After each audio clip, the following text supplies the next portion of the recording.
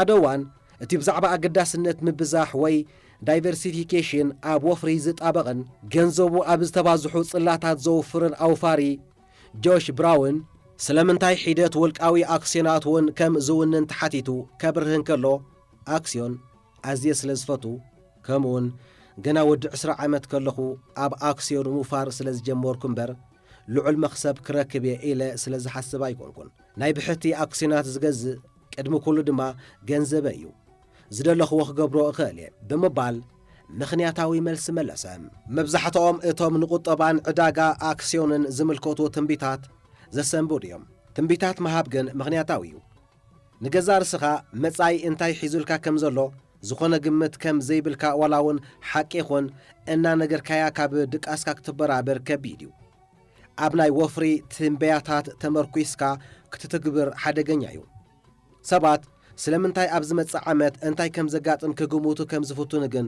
ረዳን እዩ ከምኡ ምግባር ባህር ሰብ እዩ ምኽንያታዊ እውን እዩ መስራቲ ቫንጋርድ ዝኾነ ነፍሲሄር ጃክ ቦግል ሞይኡ ትሑት ወጻኢታት ዘለዎ ናይ ፓሲቭ ኢንዴክስ ወፍርታት ኣብ ምድንፋዕ ኣሕሊፍዎም ወዱ ከም ንጡፍ ልዑል ክፍሊት ዘለዎን ናይ ሄጅ ፋንድን ናይ ሙቹዋል ፋንድን ኣካያዲ ስራሕ ኮይኑ ዝዓየሉ ጽፍሒ ምርካቡ ኣገዳሲ ኮይኑ እዮም ረኺቦሞ ቦግል እቲ እኳ ልዑል ክፍሊት ዝኽፈሎም ፋንድታት ንሕግታት ስነ ቁጽሪ ዝጥሕስ እዮም ዝበለ ሰብኣይ ንገንዘቡ ኣብ ናይ ወዱ ፋንድታት ኣውፊር እዩ ነዚ እንታይ መግለጺ ክወሃበሉ ይኽእል ቦግል ነዚ ኣመልኪቱ ንዘ ዎል ስትሪት ጆርናል ኣብ ዝሃቦ ሓበሬታ ብስድራ ቤታዊ ምኽንያታት ተደሪኽና ንውስኖም ጉዳያትን እኮ ኣለዉ እዮም ብምባል መለሰ ሓደ እዋን ፕሮፌሰር ስታንፎርድ ስኮት ሳጋን ኩሎም ቶም ንቁጠባ ወይ ንዕዳጋታት ወፍሪ ዝከታተሉ ሰባት ኣብ መንደቆም ክሰቕልዎ ዝግብኦም ኣባህላ ተዛሪቡ ነይሩ ከምዚ እዩ ዝብል ቅድሚ ሕጂ ተፈጺሞም ዘይፈልጡ ፍጻሜታት ኩሉ ግዜ ይፍጸሙ ይብል ታሪኽ መብዛሕትኡ ግዜ ኣደነቕትን ኣገረምትን ፍጻሜታት ዘጽንዕ ዓውዲ እዩ መብዛሕትኡ ግዜ ግን ኣውፈርትን ክኢላታት ስነ ቁጠባን ከም ሓደ ፍጹም ናይ መጻኢ መምርሒ ይጥቀምሉ ነቲ ስግንጢርነት ትርእዮ ዶለኻ እቲ ጸገምከ ኣብ ልዕሊ ታሪኽ ቁጠባን ወፍርን ዓሚቝ ኣድናቖት ክህልወካ ብልሕ እዩ ታሪኽ ትጽቢታትና ንምስትኽኻል ሰባት ኣበይ ክጋገዩ ከም ዝኽእሉ ንኸነጽንዕ ከምኡውን እንታይ ክሰርሕ እንታይ ከይሰርሕ ከም ዝኽእል ንኽንፈልጥ ዝኽእል ኣፈናዊ መምርሒ ይህበና ብዝኾነ ይኹን መንገዲ ግን ከም ናይ መጻኢ ካርታ ኮይኑ ከገልግል ኣይክእልን እዩ እቲ ኣነ ተመራምርቲ ታሪኽ ከም ነቢያት ዝብሎ ጉጉይ መጎት ንብዙሓት ኣውፈርቲ ዝፈጥር መጻወድያ እዩ ሙህዞን ለውጥን ናይ ምዕባለ ደረኽቲ ኣብ ዝኾኑ ዓውዲ ንመጻኢ ኣብ ሕሉፍ መረዳእታታት ተመርኩስካ ክትስእሎ ምፍታን ዓብዪ ስሕተት እዩ ኣውፈርቲ ከምኡ ብምግባሮም ክትወቕሶም ኣይትኽእልን ኢኻ ወፍሪ ከም ደረቕ ስነ ፍልጠት ትርእዮ እንተዳ ኮንካ ታሪኽ ኣበር ዘይብሉ ናይ መጻኢ መምርሒ ክኸውን ምኽኣለ ተመራምርቲ ስነ ምድራዊ ማለት ስነ ፍልጠት ጂኦግራፊ ናይ 1 ቢልዮን ዓመታት ሕሉፍ ታሪኻዊ መረዳእታ ብምውካስ ምድሪ እንታይ ጠባይ ከተንጸባረቕ ከም ትኽእል ዘርእዩ ሞዴላት ክፈጥሩ ይኽእል እዮም ኪላታት ትንቢት ኩነታት ኣየር ማለት ሜትሮሎጂስት እውን ብተመሳሳሊ ሓካይም እውን ናይ ኩሊት መጥባሕቲ ኣብ 2020 ብኸምቲ ኣብ 1020 ዝነበረ ኣገባቢኡ ዝኸይድ ዘሎ ኣብ 2020 ብኸምቲ ኣብ 1020 ዝነበረ ኣገባቢኡ ዝኸይድ ዘሎ ወፍሪ ግን ደረቕ ስነ ፍልጠት ኣይኮነን ወፍሪ ውሱን ሓበሬታ ዘለዎም ጉጅለ ሰባት እቲ ሓበሬታ ኣብ ህይወቶም ዓብዪ ጽልዋ ክህልዎ ይኽእል እዩ ከምኡውን ነቶም በላሕቲ ዝበሃሉ ሰባት እኳ ከይተረፈ ጭኑቓት ስውስዓትን መስተውዓትን ክገብሮም ይኽእል እዩ ፍጹማት ዘይኮኑ ውሳነታት ዝውስኑሉ ዓውዲ እዩ ሓደ እዋን እቲ ስሙይ ተመራማሪ ፊዚክስ ሪቻርድ ፋይንማን ኤሌክትሮናት ስምዒት እንተዝህልዎም ነይሩ ዓውዲ ፊዚክስ ማዕረክ እንደይ ከቢድ ምኾነ ነይሩ ኢልኩም ሕሰቡ ኢሉ ነይሩ ግርም እምበር ኣውፈርቲ ስምዒት ኣለዎም በዚ ድማ እዩ በቲ ኣብ ሕሉፍ ዝገብርዎ ጥራይ ተመርኩስካ ኣብ መጻኢ እንታይ ከም ዝገብሩ ክትግምት ኣጸጋሚ ዝኸውን እምነ ኩርናዕ ስነ ቁጠባ ነገራት ምስ ግዜ ይቀያየር እዮም ምኽንያቱ ጽቡቕ ይኹን ሕማቕ ንዘለዓለም ስለ ዘይነብር ይብል ሓደ እዋን ኣውፋሪ ቢል ቦነር ዕዳጋ ብኸመይ ከም ዝሰርሕ ክገልጽ እንከሎ ርእሰ ማልነት ኣብ ስራሕ ዝብል ማልያ ይኽደንን ኣብ ኢዱ ዓብዪ ሞደሻ ይሕዝን ይብል እቶም ንኣዝዩ ነዊሕ እዋን ንኸይተለወጡ ዝጸንሑ ነገራት ኣዝዮም ውሑዳት እዮም እዚ ድማ እቶም ንኣዝዩ ነዊሕ እዋን ከይተለወጡ ዝጸንሑ ነገራት ኣዝዮም ውሑዳት እዮም እዚ ኸኣ ንተመራመርቲ ታሪኽ ከም ነቢያት ክንቅበሎም ኣይከኣልን እዩ ማለት እዩ እቶም ንዝኾነ ምስ ገንዘብ ንዝተኣሳሰር ጉዳይ ዝድርኹ ኣገደስቲ ረቑሒታት ቀዳማይ እቲ ሰባት ንገዛእ ርእሶም ዝነግርዋ ዛንታ ክኸውን እንከሎ እቲ ካልኣይ ድማ እቲ ንኣቑሑትን ኣገልግሎታትን ብዝምልከት ዘለዎም ምርጫታት እዩ። እዞም ረቑሒታት ዘይልወጡ ቆምቲ ኣይኮኑን፣ ነገራት ኮፍ ክብሉ ዝፍቱን ኣይኮኑን።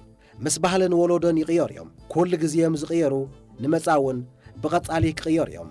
እቲ ኣብ ልዕሊ ገዛእ ርእስና እንጻወቶ ኣእምራዊ ሽጣራ ነቶም ምስ ገንዘብ ኣብ ዝተኣሳሰሩ ጉዳያት ከም ዝድከምትን ገይሮም እንብሎም ሰባት ልዕሊ ዓቐን ምድናቕ እዩ። ብዛዕባ ፍሉያት ፍጻመታት ተመክሮ ምህላው ብዛዕባ ኣበ መጻኢ ከጋጥም ዝኽእል ንኽትፈልጥ ብቑዕ ክገብረካ ኣይክእለን እዩ። ግድሓቂ ሰሓት እንተዘይኮይኑ ድማ ተመክሮ ንመጻኢ ኣበ ምትንባይ ኣይሕግዘካን እዩ። እቲ ምኽንያት ተመክሮ ሕልፊ ንናይ ምትንባይ ክእለትካ ንርእሰ ተኣማንነትካ እምበረ መጠን ስለ ዘዕብየ እዩ። ሓደ እዋን ኣውፋሪ ማይክል ባትኒክ ንዝጽቡቕ ገይሩ ገሊጽዎ ነይሩ። እቶም ንወሰኽ መጠን ወለድ ዝዳለዉ ኣውፈርቲ ሒደት እዮም። ምኽንያቱ ቅድሚ ሕጂ ከምኡ ዝኣመሰለ ተመክሮ ተመኪሮም ስለ ዘይፈልጡ። እቲ ናይ መወዳእታ ዝዓበየ ወሰኽ መጠን ወለድ ቅድሚ 40 ዓመታት ነይሩ ዝብል መጎት ምስ ቀረበሉ ቅውም ነገር ዘይብሉ እዩ ብምባል መጎተ። ምኽንያቱ ነቲ ኣብ ሕሉፍ ዘጋጠመ ምምኳር ዋላ እውን ብዛዕባኡ ምጽናዕ ኣብቲ ኣበ መጻኢ ወለድ ኣበ ዝውስኸሉ እዋን ዝኽሰት ኩነታት ከም መምርሒ ኮይኑ ዘይከገልግል ስለ ዝኽእል ብምባል ወሰኸ። ስለዚ እዚ ህልው መጠን ነቲ ናይ መወዳእታ ድዩ ክመስል ወይስ ነቲ ቅድሚኡ ዝነበረ? ዝተፈላለዩ ድርብታት ንብረትከ ተመሳሳሊ ወይ ሓደ ዓይነት ወይ ድማ ኣንጻር ዝኾነ ባህሪ ክህልዎም ድዩ? ብሓደ ወገን እቶም ኣብተን ኣገደስቲ ፍጻሜታት ዝኽሰተለን ዓመታት 1987 2000 2008 ኣብ ወፍሪ ዝጸንሑ ሰባት ኣዝዮም ዝተፈላለዩ ዕዳጋታት ተመኪሮም እዮም። ብኻልእ ወገን እዚ ተመክሮ እዚኸ ናብ ልክዑ ዝሓለፉ ርእሰ ተኣማንነት ናብ ጉድለትካ ዘይምቕባል ከምኡውን ኣብ ሕሉፍ መልሕቕካ ኣውሪድካ ናብ ምርጣጥ ክመርሖም ዶ ኣይክእልን እዩ? ንታሪኽ ወፍሪ ነቲ ኣብ መጻኢ ከጋጥም ዝኽእል ከም መምርሒ ንኽጥቀመሉ ምንቲ ሙሉእ ብምሉእ ምስ ትምርኮሶ ክልተ ሓደገኛታት ክስተታት ከጋጥሙኻ ይኽእሉ እዮም። ሓደ ነቶም ነታ መርፊ ዝያዳ ዘንቀሳቐሱ ክብረ ወሰን ዝሰበሩ ፍጻመታት ዘይክትረኽቦም ትኽእል ኢኻ። ኣብ ታሪኻዊ መረዳእታታት እቶም ኣገደስቲ ፍጻመታት እቶም ክብረ ወሰን ዝሰብሩ ፍጻመታት እዮም። ንሳቶም ድማ እዮም ነታ ናይ ቁጠባን ዕዳጋ ኣክስዮንን መርፊ ዘንቀሳቐስዋ። እቶም ፍጻመታት ዓበይ ቁጠባዊ ቅልውላው፣ ካልኣይ ኩናት ዓለም፣ ናይ ዶትኮም ዓፍራ ማለት ብኢንተርነት ዝካየዱ ንግዳውያን ንጥፈታት ዝዓንበብሉ እዋን 11 መስከረም ኣብ መፋረቕ 2000 ዘጋጠመ ቅልውላው ዕዳጋ ኣባይት እዮም። ብኣጻብዕ ዝቝጸሩ ክብረ ወሰን ዝሰበሩ ፍጻመታት ገዚፍ ተራ ተጻዊቶም እዮም። ምኽንያቱ ንኣዝዮም ብዙሓት ዘይዛመዱ ፍጻሜታት ስለ ዝጸለዉ። ኣብ መበል 1920 ክፍለ ዘመን 15 ቢልዮን ሰባት ተወሊዶም። ካብዚኣቶም እቶም 7 ጥራይ ማለት ኣዶልፍ ሂትለር፣ ጆሴፍ ስታሊን፣ ማኦ ጼዶንግ፣ ጋቭሪሎ ፕሪንሲፕ፣ ቶማስ ኤዲሰን፣ ቢል ጌትስን ማርቲን ሉተር ኪንግን እቶም ዘይህልው ሎሚ ዓለማዊ ቁጠባ ከምኡውን ምልእቲ ዓለም ማዕረክንደይ ዝተፈልዩ ምዃኑ ነይሮም ኢልካ ክትግምት ፈትን። እዚ ዝርዝር ኣስማት ርግጸኛ ኮይነ ልዑል ኣገዳስነት ዘለዎ ዝርዝር እዩ ክብል እኳ እንተዘይከኣልኩ እዞም 7 ሰባት እንተዘይህልው ነይሮም ዳርጋ ኩሉ ኣብዛ ናይ ሎሚ ዓለም ዘሎ ካብ ዶባት ክሳብ ቴክኖሎጂ ክሳብ ማሕበራዊ ልምድታት ዝተፈልየ ምኾነ ነይሩ። ብኻልእ ኣባህላ እቶም ንመብዛሕትኡ ካብቲ ዓለምና ኣብ ዝሓለፈ ክፍለ ዘመን ዝረኣየቶ ራህዋ ይኹን መከራ ገስጋስ ይኹን ድሕረት ብሓላፍነት ዝሕተትሉ ሰባት 0.0000000004 ሚእታዊት እዮም። ኣብ ፕሮጀክትታት ምህዞን ምሕየሻን ከምኡውን ፍጻሜታትን እውን ብተመሳሳሊ ነቲ ዝሓለፈ ክፍለ ዘመን 20 ክፍለ ዘመን ብዘይ ዓብዪ ቁጠባዊ ቅልውላው ካልኣይ ኩናት ዓለም፣ ፕሮጀክት ማንሃታን፣ ክታበት፣ ጸረ ነፍሳት፣ ኣርፓኔት፣ 11 መስከረም፣ ውድቀት ሕብረት ሶቪየት እንታይ ክመስል ይኽእል ኢልካ ሙሕሰብ። ኣብ መበል 20 ክፍለ ዘመን ክንደይ ፕሮጀክትታት ተዓዮምን ክንደይ ፍጻሜታት ኣጋጢሞምን ቢልዮናት መን ይፈልጥ፣ ዋላ እውን ትሪልዮናት ክኾኑ ይኽእሉ እዮም። ካብኣቶም ግን እቶም 8 ጥራዮም ኣብ ዓለማዊ ስርዓት ካብቲ እቶም ዝተረፉ ፕሮጀክታትን ፍጻሜታትን ብድምር ዝሕድርዎ ዝዛይድ ጽልዋ ኣሕዲሮም። መብዛሕትኦም ካብቶም ኣብ ዝኾነ ህሞት ኣብ ዓለማዊ ቁጠባ ዝኽሰቱ ተርእዮታት ምሳ ቐዲምካ ክትግምቶም ዘይከኣሉ ብኣጻብዕ ዝቝጸሩ ኣብ ሕሉፍ ዝተፈጸሙ ፍጻመታት ዝተኣሳሰር እዮም። እቲ ኣዝዩ ልሙድ ትልሚ ማለት ፕሎት ቁጠባዊ ታሪኽ ተራ ናይቶም ትጽቢት ዘይግበረሎም ክስተታት ሳርፕራይዝ እዩ። እቲ ትጽቢት ዘይግበረሎም ክስተታት ሳርፕራይዝስ ዝፍጠረሉ ምኽንያት ሞዴላትና ጌጋ ስለ ዝኾነ ወይ ትሑት ብልሒ ስለ ዘለና ይኮ ቴክኖሎጂ ክትግምቶ ኣጸጋሚ እዩ። ምኽንያቱ ጆናስ ሳልክ ቅጭ መጺዎ ነቲ ክታበት ንምርካብ ዘካይዶ ዝነበረ ጻዕሪ እንተዝጥንጥኖ ነይሩ ቢል ጌትስ ብፖልዮ ክመውት ስለ ዝኽእል እዩ። እቲ ጸገም ኣብቲ ብዛዕባ ናይ መጻኢ ካብ ወፍሪ ዝርከብ ረብሓ ኣበ ንሓስበሉ እዋን መብዛሕትኡ ግዜ ከም ዓበይ ቁጠባዊ ቅልውላውን ካልኣይ ኩናት ዓለምን ዝኣመሰሉ ፍጻመታት ንኣመለኻኽታና ከማእዝኑ ስለ ዝፈቅድ እዩ። እቶም ክብረ ወሰን ዘመዝገቡ ፍጻመታት ግን ብዘይ ዝኾነ ይኹን ቅድመ ኩነት እዮም ኣጋጢሞም።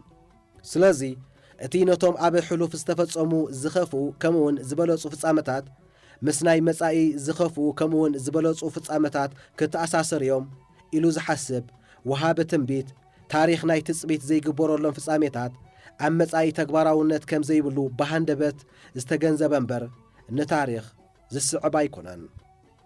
ናሲም ጣለብ ኣብታ ፎልድ ባይ ራንደምነስ ዘርእስታ መጽሓፉ ከምዚ ኢሉ ጽሒፍ ኣሎ። ኣብ ፈርዖናዊት ግብፂ ጸሓፍቲ ነቲ ንምልኣት ማይ ፈለግ ኒል ዝሕብር ምልክት ንነዊሕ እዋን ብምክትታል ኣብ መጻኢ ከጋጥም ንዝኽእል ዝኸፍአ ተርእዮ ኣብ ምግማት ይጥቀምሉ ነበሩ። ኣብቲ ኣብ 2011 ብሱናሚ ከቢድ ዕንወት ዘጋጠሞ መደበር መመንጨዊ ኒክሎሳዊ ጸዓት ፋኩሺማ እውን ብተመሳሳሊ እቲ መደበር ነቶም ኣቐዲሞም ዘጋጠሙ ምንቅጥቃጣት ምድሪ ከም ዝጻወር ኮይኑ ተሃኒጹ። እቶም ዝሃነጽዎ እውን ካብቶም ኣብ ዝሓለፈ እዋናት ዘጋጠሙ ዝኸፍእ ምንቅጥቃጥ ከጋጠም ይኽእል እዩ ኢሎም ኣይሓሰቡን። እዚ ናይ ስእሊ ኣእምሮ ማለት ኢማጂኔሽን ዳ እምበር ናይ ትንተና ጉድለት ኣይኮነን። መጻኢ ንሕሉፍ ክመስል ከም ዘይክእል ምግንዛብ ብሓፈሻ ብማሕበረሰብ ወሃብቲ ፋይናንሳዊ ትንበያ ኣዕቢኻ ዝርአ ፍሉይ ዓይነት ክእለት እዩ። ኣብ 2017 ኣብ ኒውዮርክ ኣብ ዝተኻየደ ናይ ድራር ድግስ ተሳቲፈ ነይረ። ኣብታ ምሸት እቲኣ ንዳንኤል ካህነማን ናይ ፋይናንስ ትንበያታትና ጌጋ ኣብ ዝኾኑሉ እዋን ኣውፈርቲ እንታይ ግብረ መልሲዮም ክህቡ ዘለዎም ዝብል ሕቶ ምስ ቀረበሉ ከምዚ ስዕብ ክብል መለሰም። ትጽቢት ዘይግበረሉ ኩነታት ምስ ኣጋጠመና ዋላውን ጌጋ ከም ዝገበርና እንተተቐበልናዮ ከምዚ ዝኣመሰለ ጉድለት ኣይክገብርን እየ ኢና ንብል። ግዲ ሓቂ ግን ዘይተጸበኻዮ ክስተት ኣጋጢሙካ እንተ ደኣ ተጋጊኻ እቲ ክትመሃሮ ዘለካ ትምህርቲ ዓለም ክትግምታ ኣጸጋሚት ምዃና እዩ። እቲ ካብ ዘይንጽበዮም ኩነታት ክንመሃሮ ዘለና ቁኑዕ ትምህርቲ በቃንስ እዩ። ዓለም ብዘይንጽበዮም ኩነታት ዝዘቕበበት እያ፣ ንባዕላ እውን ሳርፕራይዝ እያ። እቲ ካብ ዘይንጽበዮም ፍጻሜታት ክንመሃሮ ዝግባአና ቁኑዕ ትምህርቲ ዓለም ብዓባያ ሳርፕራይዝ ምዃና እዩ። ኣብ ሕሉፍ ዘጋጠሙ ትጽቢት ዘይግበረሎም ኩነታት ድማ ኣብ መጻኢ እንታይ ከም ዘጋጥም ከም ዘይፍለጥ ንኽንቅበሎ ደኣ እምበር ከም ናይ መጻኢ መምርሒ ክንጥቀመሎም ኣይገባን። እቶም ናይ መጻኢ ኣገደስቲ ናይ ቁጠባ ፍጻሜታት እቶም ታሪኽ ብዛዕባኦም ዝኾነ ይኹን መምርሒ ወይ እውን ሒደት መምርሒ ዝህበና እዩ። እቶም ናይ መጻኢ ኣገደስቲ ናይ ቁጠባ ፍጻሜታት እቶም ታሪኽ ብዛዕባኦም ዝኾነ ይኹን መምርሒ ወይ እውን ሒደት መምርሒ ዝህቡና እዮም። ዝኾነ ይኹን ቅድመ ኩነት ኣይክህልዎምን እዩ። እዚ ማለት ኣይክንዳለወሎምን ኢና። በዚ ድማዩ ዓበይ ጽልዋ ዝህልዎም። እዚ ነቶም ዘርዕዱ ከም ቁጠባዊ ምንቆልቋልን ውግኣትን ዝኣመሰሉ ፍጻሜታት ከምኡውን ነቶም ከም ምህዞን ምሕያሻን ዝኣመሰሉ ዝሕጉስ ፍጻሜታትን ዝምልከት እዩ። 2 ታሪኽ ንመጻኢ ቁጠባን ዕዳጋ ኣክስዮኑን ዘደናገር መምርሒ ክኸውን ይኽእል እዩ። ምኽንያቱ ምስ ናይ ሎሚ ዓለም ዝዛመድ መዋቕራዊ ለውጢ ጸብጻብ ስለ ዘይህብ። ሒደት ጽገናዊ ለውጥታት እስከ ንመልከት። እቲ 401 K ብዝብል ስም ዝጽዋዕ ውጥን ናይ 42 ዓመታት ዕድመ ዘለዎ እዩ። ሮት IRE ኣብ 1990ታት ዝተኣታተወ ብተዛማዲ ሓድሽ መደብ እዩ። ስለዚ እቲ ሎሚ ኣሜሪካውያን ንጡረታ ብኸመይ ከም ዝዋህልሉ ዝገልጽ ውልቃዊ ፋይናንሳዊ መኸሮን ትንተናን ምስቲ ቅድሚ ሓደ ወለዶ ትርጉም ዝወሃቦ ዝነበረ ብቐጥታ ክነጻጸር ዝኽእል ኣይኮነን። ሎሚ ሓደስቲ ኣመራጺታት ኣለውና። ነገራት ተቐያይሮም እዮም። ወይ ድማ ቬንቸር ካፒታል ንውሰድ። ቅድሚ 25 ዓመታት ዳርጋ ይነበረን። ሎሚ ካብቲ ቅድሚ ሓደ ወለዶ ዝነበረ ቁጽሪ ናይ ቬንቸር ካፒታል ፋንድታት ኣለዉ። መስራቲ ትካል ናይክ ፊል ናይት ኣብ መዘክሩ ብዛዕባተን ኣብ ወፍሪ ዝተዋፈረለን ናይ ፈለማ መዓልታት ኣመልኪቱ ከምዚ ዝስዕብ ይጽሕፍ። ቬንቸር ካፒታል ዝበሃል ኣይነበረን። ንዝኾነ ህንጡይ መንእሰይ በዓል ዋኒን ዝኾነ ኣመራጺታት ኣይነበርዎን። ኩሉ ኣንፈታት በቶም ርከሳ ዘይፈቱ ሓለውቲ ደገ ማለት ወነንቲ ባንኪ ዝተዓጽወይ ነይሩ። እዚ ማለት ኩሉ እቲ ቅድሚ ሒደት ዓሰርተታት ዓመታት ጀመርቲ ትካላት ወይ ስታርትኣፕስ ብኸመይ ምወላ ይረኽባ ከም ዝነበራ ዝረድእ ታሪኻዊ መረዳእታታት ወይ ዳታ ግዚኡ ዝሓለፈ እዩ ማለት እዩ። እቲ ሎሚ ብዛዕባ ዑዶታት ወፍርን መጠን ዝጥፍሻ ጀመርቲ ትካላትን ንፈልጦ ኣብ ታሪኽ ዝተሰረተ ኣይኮነን። ከመይሲ እቲ ሎሚ ኩባንያታት ምወላ ዝረኽባሉ ዘለዋ ኣገባብ ሓድሽ ብምዃኑ ሕግታት ሕሳብ ማለት ኣካውንቲን ምስ ግዜ ተቐይሮም እዮም። ምግላጽ ኦዲትን መጠን ፈሳስነት ዕዳጋን እውን በተመሳሳሊ ነገራት ተቐያይሮም እዮም። ኣብ መንጎ ቁጠባዊ ምንቁልቋል ኣሜሪካ ዝነበረ ናይ ግዜ ጋግ ኣብ ዝሓለፉ 150 ዓመታት ኣዝዩ ተቐይር እዩ። ኣብ መወዳእታ 1800 ብማእከላይ ገምጋም 2 ዓመት ዝነበረ ኣብ ቀዳማይ ፍርቂ መበል 20 ክፍለ ዘመን ናብ 8 ዓመት ክበለ።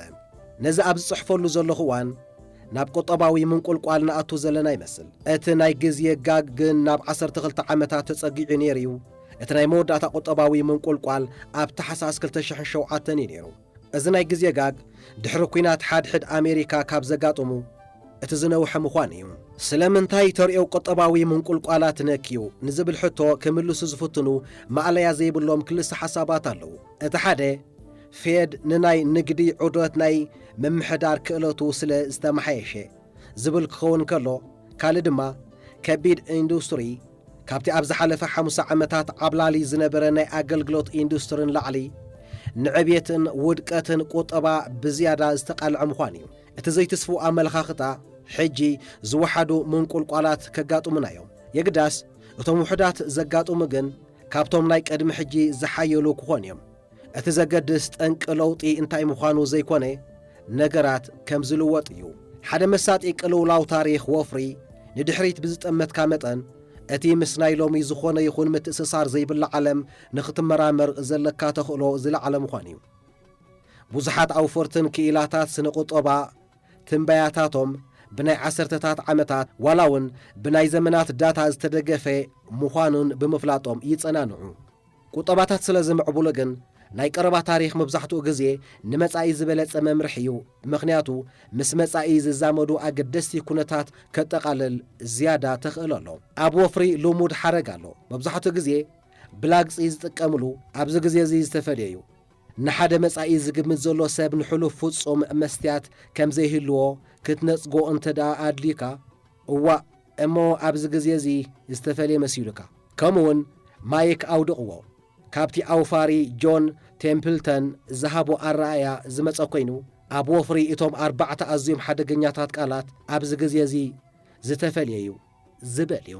ቴምፕልተን ግን እንተወሓደ 20 ሚእታዊት ግዜ ዝተፈልየ ምዃኑ ተኣሚኑ ዓለም ትቕየር እያ። እቶም ለውጥታት ድማ ምስ ግዜ ኣዝዮም ኣገደስቲ እዮም። ማይክል ባትኒክ ኣብ ወፍሪ እተን 12 ኣዝየን ሓደገኛታት ቃላት ኣብ ወፍሪ እተን 4 ኣዝየን ሓደገኛታት ቃላት እዚ ግዜ እዚ ዝተፈልየ እዩ ዝብላየን ይብል። እዚ ማለት ግን ብዛዕባ ገንዘብ ክንሓስብ ከለና ንታሪኽ ሸለል ክንብሎ ኣለና ማለት ኣይኮነን። ሓደ ኣገዳሲ ንኡስ ነገር ግን ኣሎ። ኣብ ታሪኽ ኣዚኻ ንድሕሪት ብዝተመለስካ መጠን እቶም ተወስዶም ብዝያዳ ሓፈሻውያን ክኾኑ ኣለዎም። ማለት እቲ ሰባት ምስ ስስዕን ፍርህን ዘለዎም ዝምድና፣ ሰባት ኣብ ትሕቲ ጸቕጢ እንታይ ከም ዝገብሩ፣ ከምኡውን መተባብዒ ምስ ዝወሃቦም እንታይ ግብረ መልሲ ከም ዝህቡ ወዘተ እዮም። ታሪኽ ገንዘብ ንኸምኡ ዝኣመሰሉ ነገራት ኣዝዩ ጠቓሚ እዩ። ግን ከኣ ፍሉያት ዝምባለታት፣ ፍሉያት ንግዳዊ ንጥፈታት፣ ፍሉያት ጽላታት፣ ፍሉይ ምኽንያታዊ ዝምድናታት ብዛዕባ ዕዳጋታት ከምኡውን ሰባት ብገንዘቦም እንታይ ክገብሩ ከም ዘለዎም ኩሉ ግዜ ኣብነት ናይቲ ኣብ ምዕባለ ዝርከብ ፍልቀት እዩ። ጸሓፍቲ ታሪኽ ነቢያት ኣይኮኑን። እቲ ሕቶ እምበኣር ብዛዕባ መጻኢ ብኸመይ ክንሓስብን ክንውጥንን እዩ ዘሎና ዝብል እዩ። ኣብ ዝቐጽል ምዕራፍ ክንርእዮ ኢና። 13 ንጌጋ ዝኸውን ስፍራ ኣገዳሲ ክፋል ናይ ነፍሲ ወከፍ ውጥን ንውጥንካ ብመሰረት እቲ ዝወጠንካዮ ከም ዘይከይድ ሓሲብካ ምውጣን እዩ።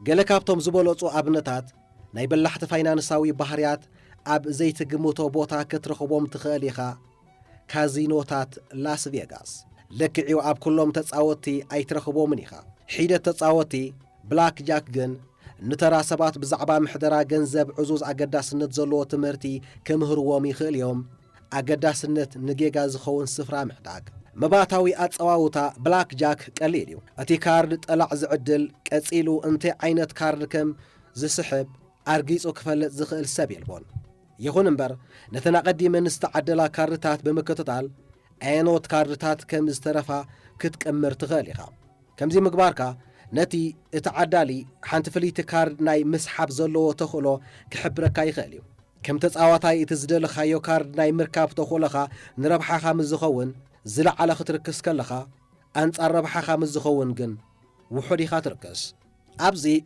اتزقدس اتي أقباب ميكانيكس زي كوني اتعدالي ناي عدلات انبر ناي رقص صوتا زي صوت مخانو مفلاتيو እቶም ዓደልቲ ንኽስዕሩ ዘኽእሎም ጽቡቕ ዕድል ከም ዘለዎምን ንኽስዕሩ ድማ ጸቢብ ዕድል ከም ዘለዎምን እዮም ዝሓስቡ ምናልባት ነቲ ዝነጥፍሉ ሞያ ኣብ ግምት ብምእታው ዘገርም ክመስል ይኽእል ይኸውን እዩ ግንካ እቲ ዝጥቀምሉ ስትራቴጂ ሙሉእ ብምሉእ ኣብ ትሕትና ዝምርኮስ እዩ እቲ ትሕትና ከም ዘይፈልጡን ኣብ ቀጻሊ እንታይ ከም ዘጋጥም ብልክዕ ክፈልጡ ከም ዘይክእሉን ብምእማን ዘጥርይዎ እዩ እቲ ናይ ጠላዕ ፀወታ እቶም ተኽእሎታት ናብቲ ተፃዋታይ ስለ ዝቐንዕዮም ቀጻልነት ዘህልዎ ግንካ ዕድል ኣብ ጎንኻ እናሃለወት ብልዑል መጠን እስኮሜሳ ግበር እንተተጋጊኻ ፀወታኻ ንኽትቅፅል ክሳብ ዘይትኽእል ብዙሕ ገንዘብ ክትብላዕ ኢኻ ንኹሉ እቲ ዘለካ ረኪስካ ክትፃወት ዝኽእለካ ምቹው ዝኾነ ህሞት ኣይክህሉን እዩ ዓለም ማዕርኽንድኡን بقصالنتن حياويتي كونوتن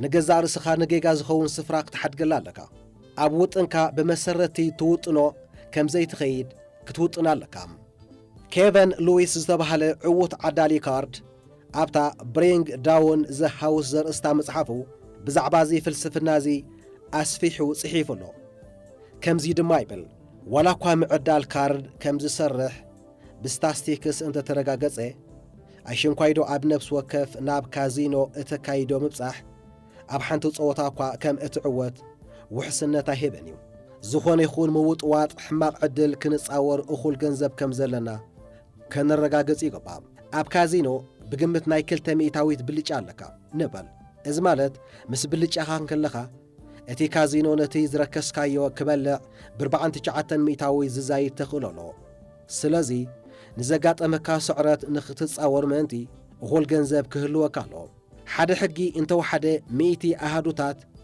بيزيك يونيتس كهلو كالو يبل $10,000 جميركا انت دايلنا تزانيخا ناي $100 أهادو مالت يونيت كتتصاور تخليخا تاريخ بخاب حماقات حسابات زي فليو تقلل سأنو صبقات حسابات زتعبل ليو اتنقيقا زخون سفرا محداق زهبو طبب زي رقصنت كمون عدل زي فلطو كفالات هيوت مخانو مأمانيو اتي نزياتهم كتقتملو اتخللو انكو من قدد ما نتي عب منغو اتي كخونيو إلكا تحسبون كخون زخلن زهلو قاق وي كفتت كان معلتيك ألسخا نختقصل زخلك عغمي كم تحجاب محاز مقفحو إيو بنجامين جراهام بتي زتأتاتو محلوتا دحنت زبل أمريو بزيادة زفلت نسو بزعبازي أمرزي بسفيحون بسنة قطراوي مجلس إتاتن أسنيو بدقيق صحيفيو أتنا عايز مستقني تسماق حساباتو جن أتي أبحادة زكايدوك على محتد استزاربيو نسو علامة محلوتا دحنت نتي تنبيا زيدلي نمقبار مخانو زباليو نتي إذا حتصار مجلس إزالوا حيلي كنوع عوعو أتقاميو محلو تادحنت نجيجا زخون سفرا محدا كتب لون تغاليخا أبتا برقص النت زي كونس بعدلات تمرح علم بزي سقات نختو قعاز زخل انكون وطيتاون منقديو دارقا كلهم مسجنزب استأساسرو قدايات دما أبكم أز أمسلت عالم يمزلو بلكعنت مقمات أزي كبيريو زي نتعدى لكارد برهيو كميسي حانت كارد أبتنايت ألع صدقة بلك عبي كم زلاك فلت زخل سابس لزيلبو نتي أبز قصلو 10 معلتات ما أكلاي عمتاوي مخسب عداقة أكسيون كنديك خونيو ويدما أبي ناي عليت يخي طورتا كوز زخل إلو نزحاتت جن اتي لك عمل سينو صورة أيكونو لونيو اتزبلت اي كن قبرو النخل بزعب عدلات محسابيو أتي جراهام زتأتاتو محلو تادحنت زبل آمر نعلمنا كم سلام وي صعدا كم كتقمتا أتخل وي كم زي تقمت وسئيت زلوا غيرنا كنملكتا أيدلينانيو زبل قليل حسابيو أتي بلحتي زمرصو نقدميت زقصل منجدي ننجرات أبتي إتم عقور تخولتات زلوم وسئيتات قبلات زخونو للسفرة من دايو سبات جن دارجا أب كلهم مس جنزب استأساسرو قدايات نجيجا زخون سفرة محداج أدلايو نزبل مخري أقليلهم يريقوم تنتنت عداجا أكسيون نعماويلهم علامة كجبرو وزلهم حد واجد أمبر زلعلن زتحتن واجاتات أهلومن نايقط أبا تنبيتي بلك أحزاتهم قمتاتهم زهبو أتي بزينقنق أرجيس وززارب مهور كابتي برقص انتاي كم زخون كنفلت أين خلنينا زبلن نتخلوتات أب قمت آتي وززاربن بوزحات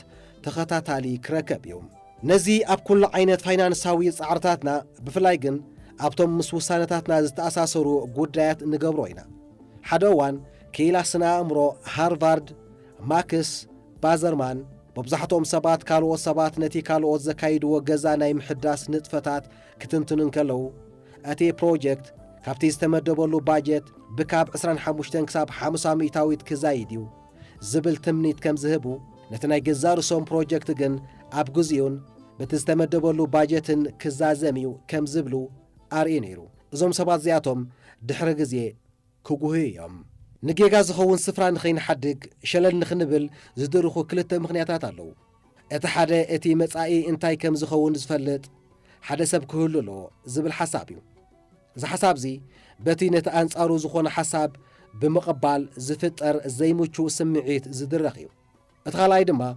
سلازي نسخانتي ابا متعي زخون نممزماز زخلو قبراويان سقومتتات بزي موسادكا ننفسخاتو قد يغون امبر نجيجا زخون سفرة محداق تحوتاد ناقوتن قوقي ترقو من زوهابيو مبزحتو قزيه بطوم ركسا كوسدو زيدوليون وي اب ارائيهم رأسة امانت زيبلو من السبات زسراح ناي عقاباونت مكالاخلي حصوريو زبل ترقو زوهابو بقوبو اب تقمي مزو علقن بانصاريو نجيجا زخون سفرة محداق نزتفلاليو كهلو زخولو وصيتات نختز اور يخلقا تتصاورنت دما تسفا كي قرصكا شوتخا نموقع نويح نختو قعاز يخلقا اتم عبيتي مخسبات صحتيهم زقاطمو اتم مخنيات وي بوزح قزيه سلازي قاطمو وي دما بدربرا بولد نخعبيو قزيه سلازوستو سلازي اتو خول نجيقا زخون سفرا زلو سب نبدهت يكونتات كتصاور زحش عدل سلازلو كابتي قدلت بمفصامو كاب عداغا زقلف